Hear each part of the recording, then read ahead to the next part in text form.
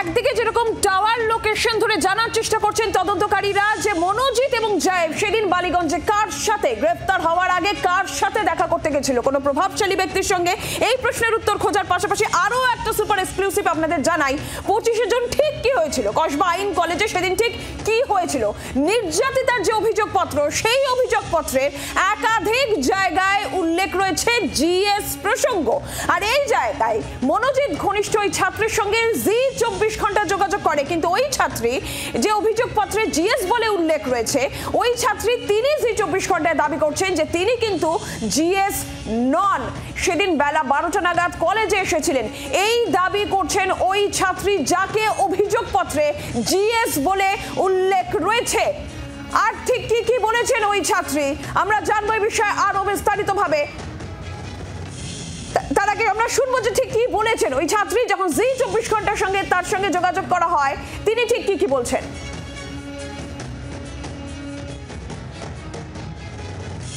সেদিন আপনি একটু তাড়াতাড়ি বেরিয়ে গিয়েছিলেন আপনার কাজ আছে বলে, মানে সেটা কি কোনো কাজ ছিল বলে না মনোজিৎরা আপনাকে চলে যেতে বলেছিল? না না, আমার কাজ ছিল বলে আমি অনেক আগেই বেরিয়ে এসেছি।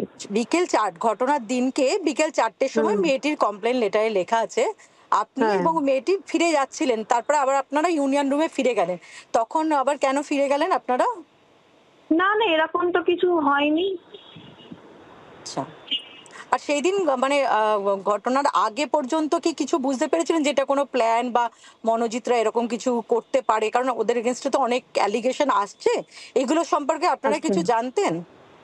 না না না। মেয়েটি কি আপনাকে কিছু জানিয়েছিল পরদিন বা কিছু? না, আমি তো নিজেই জানলাম নিউজ চ্যানেল দেখে শুক্রবার। পিয়ালির কাছে যাও। পিয়ালি, যেই ছাত্রী যাকে অভিযোগপত্রে জিএসবি উল্লেখ করা হয়েছে তিনি তো প্রথম কথা সেই সমস্ত কিছু মানতেই চাইছেন না, তিনি কিছু জানেনই না বলছেন। আরো বেশ কয়েকজনকে ফোন করা হয়েছে, যাদের সাথে কথা হয়েছে পুলিশ আধিকারিকরা দেখছেন। একেবারে দেখো, যাকে তুমি যদি অভিযোগপত্রটা দেখো সেই অভিযোগপত্রের একাধিক জায়গায় জিএস বলে, যদিও তার নাম লেখা নেই, জিএস বলে নামটা যদিও তোমার হোয়াইটনার দিয়ে চাপা রয়েছে, যেটা অভিযোগপত্রের সামনে এসছে, কিন্তু ওই জিএস বলে যাকে উল্লেখ করা হয়েছে তিনি দ্বিতীয় বর্ষের ছাত্রী। তার সাথে আমরা যোগাযোগ করেছিলাম, তার প্রথম তিনি অস্বীকার করছেন যে তিনি কোনো রকম জিএস নয়, কারণ কলেজে কোনো ইউনিট নেই। দ্বিতীয় প্রশ্ন, স্পষ্টভাবে অভিযোগপত্রে যেটা উল্লেখ করা আছে যে বিকেল 4টে নাগাদ তিনি এবং জিএস যখন ফিরে যাচ্ছিলেন তখন তাদেরকে ডেকে নেওয়া হয় এবং ইউনিয়ন রুমে তারা কিছু কাজ রয়েছে বলে ফিরে যান, সেটাও তিনি অস্বীকার করছেন।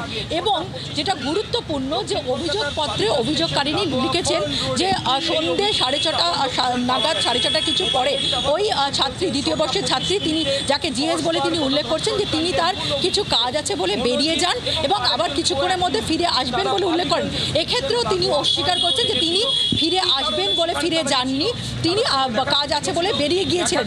এক্ষেত্রে দাঁড়িয়ে যেটা গুরুত্বপূর্ণ যে এই ছাত্রী যিনি এতদিন ধরে এই কলেজে পড়ছেন, দ্বিতীয় বর্ষের ছাত্রী, এবং যেটা অভিযোগ যে মনোজিৎ এই কলেজে 8 জনের কার্যত একটা গ্রুপ ছিল যারা মনোজিতের অত্যন্ত ঘনিষ্ঠ, সেই গ্রুপের কিন্তু অন্যতম সদস্য এই যাকে জিএস বলে উল্লেখ করা হয়েছে, যদিও তিনি উল্লেখ করছেন যে তিনি জিএস নন এবং তিনি অত্যন্ত ঘনিষ্ঠ। এবং মনোজিৎ প্রসঙ্গে যদিও তিনি কোনো রকম কোনো মন্তব্য করতে চাননি, কারণ যে মনোজিতের বিরুদ্ধে আমরা দেখছি একের পর এক অভিযোগ সামনে আসছে, তিনি কোনো রকম অভিযোগ নিয়ে কোনো রকম মন্তব্য করতে চাননি। তার বক্তব্য যে ইতিমধ্যেই তিনি পুলিশ তাকে জিজ্ঞাসাবাদ করেছে, পুলিশকে যা বলার তিনি বলেছেন, পুলিশকে তিনি সহযোগিতা করেছেন এবং কিভাবে কি ঘটনা ঘটলো তিনি জানেন না। সেদিন দুপুর 12টা নাগাদ তিনি এসেছিলেন এবং তার কাজ আছে বলে বেরিয়ে গিয়েছিল। ফলে এরা প্রত্যেকেই যারা সেই দিন ঘটনার আগে ছিল, বিশেষ করে যার ভূমিকার কথা, যার বিষয় উল্লেখ করা হয়েছে, সেই বিষয়টা তাদের কিন্তু ইতিমধ্যেই পুলিশ জিজ্ঞাসাবাদ করেছে, আবারও প্রয়োজনে তাদেরকে জিজ্ঞাসাবাদ করা হবে। তার কারণ একটা বিষয়, তোমাকে অভিযোগপত্রে যাকে জিএস বলে উল্লেখ সেই ছাত্রীর সঙ্গে জি 24 ঘন্টা যখন যোগাযোগ করছে সেই ছাত্রীর বক্তব্য যে তিনি জিএস নন আর মনোজিতের কুকীর্তি নিয়ে তিনি কিছুই জানেন না। জি 24 ঘন্টা সুপার এক্সক্লুসিভ আপনাদের জানাচ্ছিলাম, আবারও শোনাবো যে ওই ছাত্রী আরো ঠিক কি কি বলেছেন জি 24 ঘন্টায়, শুনুন। সেদিন এক্স্যাক্টলি কি হয়েছিল, মানে কখন কলেজে এলেন আপনি, মেয়েটির সাথে কখন দেখা হলো, আপনি তারপরে কখন বেরিয়ে গেলেন, একটু বলবেন? আমি 12টার সময় কলেজে ঢুকেছি, 12টা নাগাদ, আর তারপরে 6:45 নাগাদ বেরিয়ে গেছি। তার মাঝখানে কি হলো? মাঝখানে কি হবে, যেমন কলেজে গেছি, খেলাধুলা করেছি, ওটাই ব্যাস। আর মেয়েটির সঙ্গে লাস্ট যখন আপনার সাথে কথা হলো তার মাঝখানে একবার ওকে প্রমিত বাইরে নিয়ে গিয়ে কথা বলছিল ইউনিয়ন রুমে, সেই সময় আপনি কোথায় ছিলেন সেই সময়? আমি খেয়াল করিনি এসব। আচ্ছা, আর এমনি ও সেদিন যে চলে গেলেন, পরে আসবেন বলেছিলেন আপনি, আর এলেন না কেন আপনি? না, আমি তো আসবো বলিনি। ওর কমপ্লেইন লেটারে সেটাই দাবি করছে যে কিছুক্ষণের মধ্যে আসবো বলছি না, আমি বলেছি না না না, আমি বলেছি টাটা, আসছি, আসবো বলিনি, আমি চলে যাচ্ছি সেটাই বলেছি। এবার আপনি সেটা কমপ্লেন লেটার তো আমি দেখিনি, তো আমি জানিও না, আর আমি কোনো জিএসও নই, কোনো সেক্রেটারিও নেই কলেজে। তো জানেনি কি বলে, ইলেকশন ছাড়া তো এসব কিছু হয় না। তো সেই অনুযায়ী তো কলেজে ইলেকশন হয়নি, তো সেই অনুযায়ী এখন কেউই কিছুই নয়, এখন সবাই নর্মাল স্টুডেন্ট। তাহলে ওখানে ইউনিট নেই বলছেন আপনি এখন কোনো? হ্যাঁ। আচ্ছা, আপনাকে কি আর পুলিশ ডেকেছে? আমি তো যা বলার বলে দিয়েছি। আমাদের ভীষণ খারাপ, মানে এই মানে ঘটনাটা শুনে তো সবারই মানে অবস্থা খারাপ, মানে কেউ মানে কি করে হলো, কিভাবে, আমরা তো কিছু বুঝতেই পারছি না। মনোজিৎকে কিরকম, মানে মনোজিৎ আপনাদের সাথে কোনো বিহেভিয়ার, কারণ কলেজের না না, ওরকম কোনো ব্যাপার, ওরকম কিছু নেই। বাংলার আওয়াজ, বাঙালির আবেগ, জি 24 ঘন্টা।